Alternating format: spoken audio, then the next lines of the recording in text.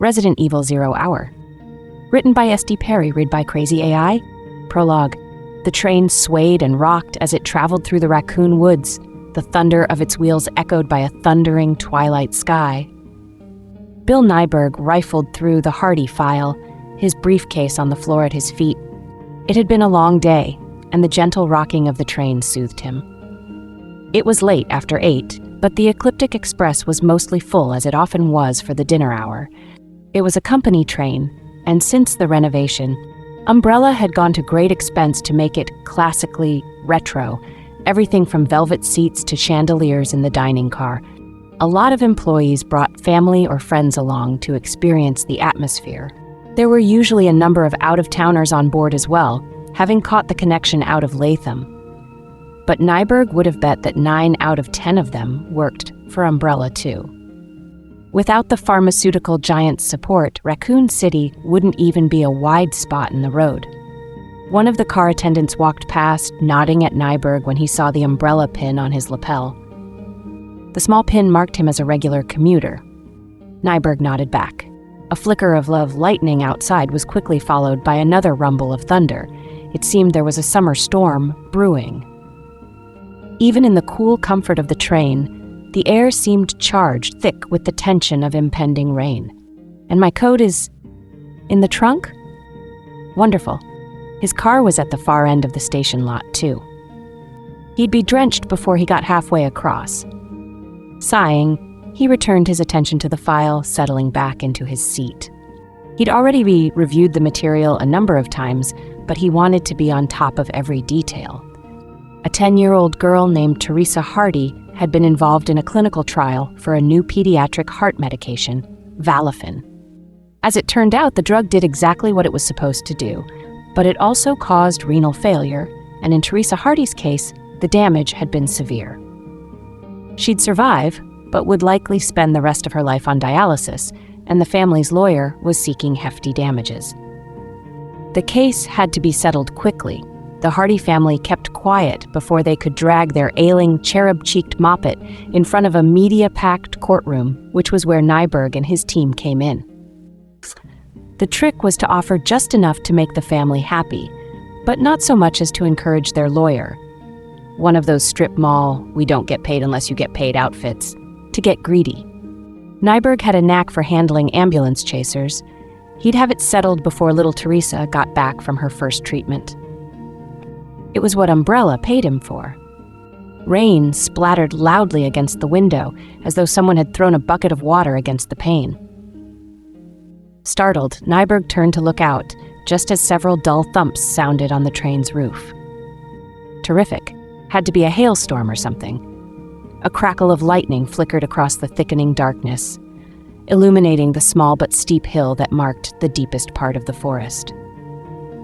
Nyberg looked up and saw a tall figure silhouetted against the trees at the crest of the hill, someone in a long coat or robe, the dark fabric rippling in the wind. The figure raised long arms to the raging sky, and the stutter of lightning was gone, plunging the strange, dramatic scene back into darkness. What the Nyberg began, and more water splashed across the glass, except it wasn't water, because water didn't stick in great dark clumps. Water didn't ooze and break apart, revealing dozens of shining needle teeth. Nyberg blinked, not sure what he was seeing, as someone started to scream at the other end of the car, a long, rising wail, as more of the dark, slug-like creatures, each the size of a man's fist, smashed against the window. The sound of hail on the roof went from a patter to a storm, the thunder of it drowning out the screamer, the screams of many now. Not hail, that's not hail! Hot panic shot through Nyberg's body, sending him to his feet. He made it to the aisle before the glass behind him shattered. Before glass, all through the train was shattering, the high, jagged sound of it melding with the screams of terror, all of it nearly lost beneath the ongoing thunder of attack. As the lights went out, something cold and wet and very much alive landed on the back of his neck and began to feed. Chapter 1. The helicopter spun through the darkness over Raccoon Forest. Rebecca Chambers sat up straight, willing herself to look as calm as the men around her. The mood was solemn, as dark and clouded as the skies whipping past, all jokes and jabs left behind at the briefing. This wasn't a training exercise. 3 more people, hikers, had gone missing. In a forest as large as the one surrounding Raccoon, not that unusual. But with the rash of savage murders that had terrorized the small city over the past several weeks, missing had taken on new meaning. Only a few days earlier, there'd been a 9th victim found, this one as ripped up and savaged as if it had been run through a meat grinder. People were being killed, savagely attacked by someone or something around the outskirts of the city, and the Raccoon police weren't getting anywhere. The city's chapter of STARS had finally been called in to investigate. Rebecca raised her chin slightly, a pulse of pride edging through her nervousness. Although her degree was in biochemistry, she'd been tapped as Bravo Team's field medic, joining the team less than a month earlier. My first mission, which means I'd better not cock it up. She took a deep breath, letting it out slowly, working to keep her expression casual. Edward shot her an encouraging smile, and Sully leaned across the crowded cabin to reassuringly pat her leg. So much for looking cool. As smart as she was, as ready as she was to begin her career, she couldn't help her age, or the fact that she looked even younger. At 18, she was the youngest person to be accepted into the STARS since its creation in 1967. And as the only female on Raccoon's B team, everyone treated her like their kid sister. She sighed, smiling back at Edward, nodding at Sully. It wasn't so bad, having a handful of hard-ass big brothers watching out for her, as long as they understood she could take care of herself when the need arose. Think, she silently amended. It was her first assignment, after all. And though she was in good shape physically, her combat experience had been limited to video simulations and weekend missions. The Special Tactics and Rescue Service wanted her in their labs, eventually, but field time was mandatory, and she needed the experience. Anyway, they'd be sweeping the woods as a team. If they did run across the people or animals that had been attacking Raccoon citizens, she'd have backup.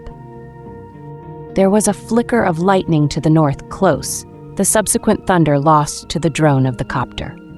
Rebecca leaned forward slightly, scanning the dark. It had been clear all day, the clouds rolling in just before sunset. They were definitely going to go home wet. At least it would be a warm rain. She supposed it could be a lot. Boom. She'd been so focused on the coming storm that for a crazed split second, she thought it was thunder. Even as the helicopter tipped wildly and dropped, a terrible rising, clattering whine filling the cabin, the floor vibrating beneath her boots. A hot smell of burned metal and ozone singed her nose. Lightning? What happened? Someone shouted. Enrico riding shotgun. Engine failure! The pilot Kevin Dooley shouted back. Emergency landing. Rebecca grabbed a strut and held on, looked to the others so she wouldn't have to watch the trees rushing up at them. She saw the grim, determined set to Sully's jaw, Edward's clenched teeth. The look of anxiety shot between Richard and Forrest as they grabbed for struts or handholds on the shuddering wall. In the front, Enrico was shouting something else, something she couldn't make out over the scream of the dying engine. Rebecca closed her eyes for a beat, thought of her parents, and then the ride was too wild for her to think. The crack and crash of tree branches battering the helicopter too loud and jarring for her to do anything but hope. The copter spun out of control, whipping around in a tilting, sickening, lurching circle. It was over a second later, the silence so sudden and complete that she thought she'd gone deaf. All movement stopped. Then she heard the tick of metal, the strangled last gasp of the engine, and her own thundering heart, and realized that they were down. Kevin had done it, and without a single bounce. Everyone okay? Enrico Marini, their captain, was craned around in his seat. Rebecca added her own shaky nod to the chorus of affirmations. Nice flying, Kev, Forrest said, and there was another chorus. Rebecca couldn't have agreed more. Is the radio down? Enrico asked the pilot, who was tapping at controls and flipping switches. Looks like everything electrical is fried, Kevin said. It must have been lightning. We weren't struck directly, but it was close enough. Beacon 2. Can it be repaired? Enrico addressed it as an open question, looking at Richard, their communications officer. Richard, in turn, looked at Edward, who shrugged. Edward was the Bravo team's mechanic. "I'll take a look," Edward said, "but if Kev says the transmitter's toast, it's probably toast." The captain nodded slowly, absently brushing at his mustache with one hand as he considered their options. After a few seconds, he sighed. "I called in when we were hit, but I don't know if it went through," he said. "They'll have our last coordinates, though. If we don't report in pretty soon, they'll come looking." They was the STARS Alpha team. Rebecca nodded along with the others, not sure if she should be disappointed or not. Her first mission over before it started. Enrico wiped at his mustache again, smoothing it down at the corners of his mouth with the thumb and forefinger of one hand. "Everybody out. Let's see where we are." They filed out of the cabin, the reality of the situation hitting Rebecca as they gathered together in the dark. They were incredibly lucky to be alive. Struck by lightning, on our way to search for mad killers no less, she thought, amazed at the very idea. Even if the mission was over, this was hands down the most exciting thing that had ever happened to her.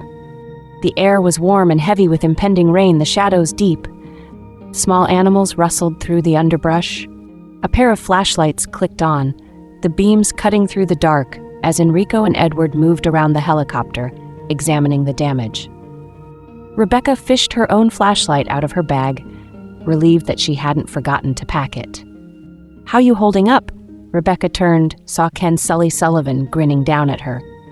He had his weapon out, the 9mm muzzle pointed to the overcast sky, a grim reminder of why they were there in the first place. "You guys really know how to make an entrance, don't you?" she said, smiling back at him. The tall man laughed, his teeth very white against the darkness of his skin. "Actually, we always do this for the new recruits. It's a waste of helicopters, but we have our reputation to maintain." She was about to ask how the police chief felt about the expense. She was new to the area, but she'd heard that Chief Irons was notoriously stingy, when Enrico joined them, pulling his own weapon and raising his voice so everyone could hear. "All right, people, let's fan out, investigate the surrounding area. Kev, stay with the copter. The rest of you, keep close, I just want this area secured. Alpha could be here in as little as an hour." He didn't complete the thought that it could be a hell of a lot longer, but he didn't need to. And for the moment, at least, they were on their own. Rebecca slid the 9mm out of its holster, carefully checking the magazine and chamber as she'd been taught, raising the muzzle to avoid inadvertently aiming at anyone. The others were moving out to either side, checking weapons and turning on flashlights. She took a deep breath and started to walk straight ahead, swinging the flashlight's beam around in front of her. Enrico was only a few meters away, moving parallel to her position. A low mist had cropped up, wafting through the underbrush like a ghostly tide. There was a parting in the trees about a dozen meters ahead, a path big enough to be a narrow road, though it was hard to tell for the mist. It was quiet except for a rumble of thunder, the sound closer than she would have expected. The storm was almost upon them. She swept the beam across trees and darkness and trees again, then a glint of what looked like, "Captain, look!" Enrico stepped to her side, and within seconds, 5 more beams of light had jerked toward the gleam of metal she'd seen, illuminating what was, in fact, a narrow dirt road and an overturned jeep. Rebecca could see MP etched on the side as the team moved closer. Military police. She saw a pile of clothes spilling out from beneath the shattered windshield and frowned, stepping in for a better look. And then she was holstering her weapon and fumbling for her medkit, hurrying over to kneel next to the crashed jeep, knowing even before she sat back on her heels that there was nothing she could do. There was too much blood. 2 men. One had been thrown clear, was crumpled a few meters away. The other, the fair-haired man in front of her, was still half under the jeep. Both wore military fatigues. Their faces and upper bodies had been badly mutilated. There were massive tears through skin and muscle, deep gashes across their throats. No way the crash had done all of it. Rebecca reflexively reached down and felt for a pulse, noting the chill of the flesh. She stood and moved to the other body, again checking for any sign of life, but he was as cold as the first. "You think they're from Rajathon?" someone asked. "Richard, Rebecca saw a briefcase near the pale, outstretched hand of the second corpse, and Crouch walked to it, half listening to Enrico's answer as she flipped the case's lid. It's the closest base, but look at the insignia. They're jar heads. Could be from Donnell, Enrico said. A clipboard was on top of a handful of files, an official-looking document attached to it. There was a small headshot in the upper left corner of a handsome, dark-eyed young man in civvies. Neither of the corpses looked like him. Rebecca lifted it out, reading silently, and then her mouth went dry. "Captain," she managed, standing. Enrico looked up from where he was crouched, next to the jeep. What happened?" She read the pertinent parts aloud. "Court order for transportation. Prisoner William Cohen, ex-lieutenant, 26 years old. Court-martialed and sentenced to death July 22nd. Prisoner is to be transferred to the Radjathon base for execution. The lieutenant had been convicted of first-degree murder." Edward pulled the clipboard from her hands, saying what was already formulating in Rebecca's mind, his voice heavy with anger. "Those poor soldiers. They were just doing their jobs, and that scum murdered them and escaped." Enrico took the clipboard away from him, scanning it quickly. "All right, everyone. Change of plan. We may have an escaped killer on our hands. Let's separate and survey the immediate area, see if we can't locate Lieutenant Billy. Keep your guard up and report back in 15, regardless." There were nods all around. Rebecca took a deep breath as the others started to move out, checking her watch, determined to be as professional as anyone else on the team. 15 minutes alone, no big deal. What could happen in 15 minutes? Alone, in the dark, dark woods. "Got your radio?" Rebecca jumped and turned at the sound of Edward's voice, the big man standing directly behind her. The mechanic patted her on the shoulder, smiling. "Easy, kiddo." Rebecca smiled back at him, though she despised being called kiddo. Edward was only 26, for God's sake. She tapped the unit on her belt. "Check," Edward nodded, stepping away. His message was clear and reassuring. She wasn't really alone, not as long as she had her radio. She looked around, saw that the several of the others were already out of sight. Kevin, still in the pilot's seat, was going through the briefcase that she'd found. He saw her and snapped her a salute. Rebecca gave him a thumbs up and squared her shoulders, drawing her weapon once more and heading out into the night. Overhead, thunder rumbled. Albert Wesker sat in the treatment plant's con biel, the room dark except for the flicker from a bank of observation monitors, 6 of them, each changing view on 5-second rotations. There were shots from every level of the training facility, the upper and lower floors of the factory and water treatment plant, and the tunnel that connected the two. He gazed at the soundless black and white screens without really looking at them. Most of his attention was focused on the incoming transmissions from the cleanup crew. The 3-man team, 2 and a pilot, was en route by copter, and mostly silent. They were professionals, after all, not given to macho banter or juvenile jokes, which meant Wesker was hearing a lot of static. That was all right. The white noise went well with the blank and staring faces he saw on the monitors, the ravaged bodies slumped in corners, the men who'd been infected shambling aimlessly through empty corridors. Like the Arklay mansion and labs only a few miles away, White Umbrella's private training grounds and connected facilities had been hit by the virus. "ETA 30 minutes over," the pilot said, his voice crackling through the dimly lit room. Wesker leaned in. "Copy that. Silence again." There was no need to talk about what would happen when they reached the train, and though the channel was scrambled, it was best not to say more than was necessary anyway. Umbrella had been built on a foundation of secrecy, a characteristic of the pharmaceutical giant that was still honored by everyone in the upper echelons of management. Even in the company's legitimate dealings, the less said, the better. "It's all coming down," Wesker thought idly, watching the screens. Spencer's mansion and the surrounding labs had gone down in the middle of May. White Umbrella's take on it had been accidental. The lab locked down until the infected researchers and staff became ineffective. Mistakes happened, after all. But the training facility nightmare that was still playing out in front of him had followed not a month later and only a few hours ago. the engineer of Umbrella's private train, the Ecliptic Express, had pushed the biohazard panic button. So the lockdown didn't work, the virus leaked and spread. It's that simple, isn't it? There were a handful of infected grunts in the training facility's dining room, one of them walking in looping circles around the once handsome table. He was leaking some viscous fluid out of a nasty head wound as he staggered along, oblivious to his whereabouts, to pain, to everything. Wesker tapped at the control panel beneath the monitor, keeping the surveillance from moving to the next picture. He sat back in his chair, watching the doomed walker as he circled the table yet again. Sabotage, maybe, he said softly. He couldn't be sure. It was set up to look natural. A spill at the Arklay lab, an incomplete lockdown. A few weeks later, a couple of missing hikers likely caused by an escaped test subject or two, and a few weeks more, infection at a second White Umbrella facility. It was highly improbable that one of the virus carriers would just happen to blunder their way to one of Raccoon's other labs, but it was possible, except now there was the train to consider. And it didn't feel like an accident.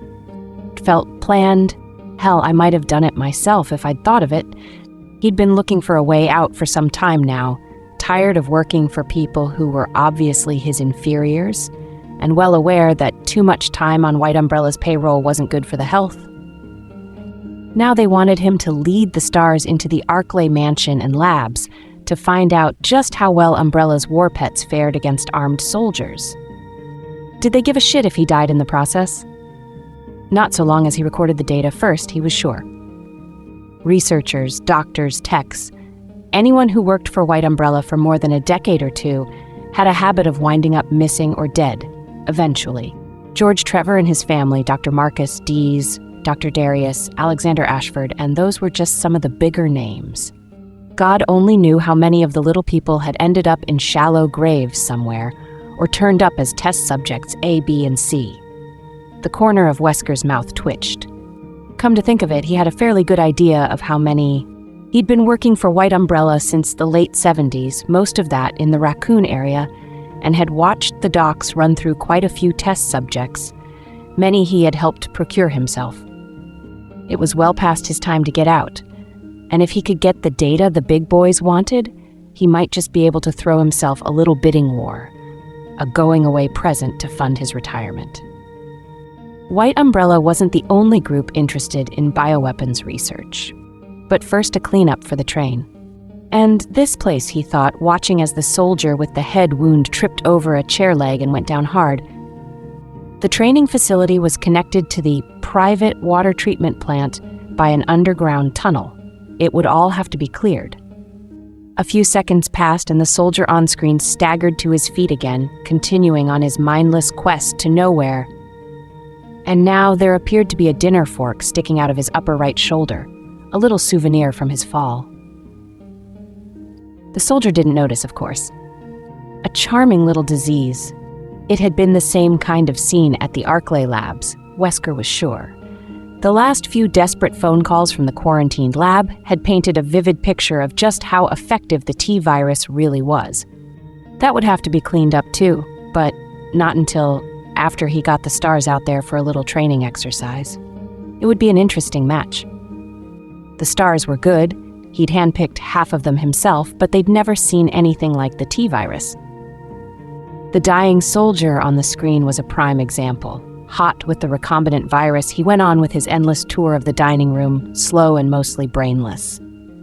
He also felt no pain, and he would attack anyone or anything that happened across his path with no hesitation, the virus continually seeking new hosts to infect. Although the original spill was allegedly airborne, after this long, the virus would only be spread by bodily fluids. By blood, or say a bite.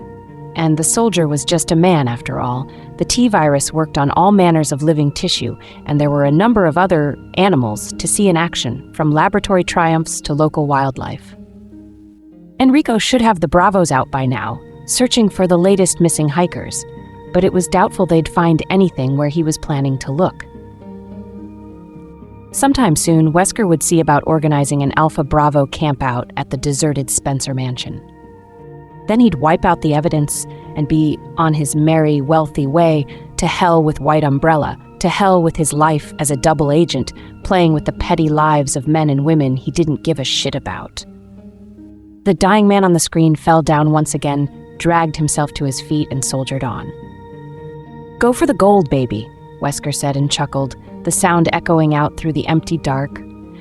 Something moved in the bushes, something bigger than a squirrel. Rebecca spun toward the sound, aiming the flashlight and 9mm at the shrub. The light caught the last of the movement, the leaves still shaking, the beam from her flashlight trembling along with them. She took a step closer, swallowing dryly, counting backward from 10. Whatever it was gone now. A raccoon is all, or maybe somebody's dog got loose. She looked at her watch, sure that it must be time to head back, and saw that she'd been on her own for just over 5 minutes. She hadn't seen or heard anyone else since she'd walked away from the helicopter. It was as though everyone else had fallen off the face of the earth. Or I have, she thought darkly, lowering the handgun slightly, turning to check her position. She'd been heading roughly southwest from the landing point. She'd continue on a few more minutes, then Rebecca blinked, surprised to see a metal wall beneath the flashlight's beam, not 10 meters away. She played the light across the surface, saw windows, a door. "A train," she breathed, frowning slightly. It seemed like she remembered something about a track up here. Umbrella, the pharmaceutical corporation, had a private line that ran from Latham to Raccoon City, didn't they? She wasn't too certain on the history. She wasn't a local, but she was pretty sure the company had been founded in Raccoon. Umbrella's headquarters had moved off to Europe some time ago, but they still owned practically the entire town. So what's it doing sitting up here dead in the woods at this time of night? She ran the light up and down the train, saw that there were 5 tall cars, each 2 stories high. Ecliptic Express was written just below the roof of the car in front of her. There were a few lights on, but they were faint, barely casting through the windows, several of which were broken. She thought she saw a person's silhouette near one of the unbroken ones, but it wasn't moving. Someone asleep, maybe. Or hurt or dead. Maybe this thing is stopped because Billy Cohen found his way onto the track. God, that was a thought. He could be inside now, with hostages. She should definitely call for backup. She started to reach for her radio, then paused. Or maybe the train broke down 2 weeks ago and it's been here ever since, and all you'll find inside is a colony of woodchucks. Wouldn't the team have a laugh over that? They'd be nice about it, but she'd have to endure weeks, maybe months of gentle ribbing, calling for backup over a deserted train. She checked her watch again, saw that 2 minutes had passed since the last check, and felt a drop of cool liquid splash on her nose. Then another on her arm. Then the soft, musical patter of 100 drops against leaves and dirt, then thousands as the sky opened up, the storm finally beginning. The rain decided it for her. A quick look inside before she headed back, just to make sure everything was the way it was supposed to be.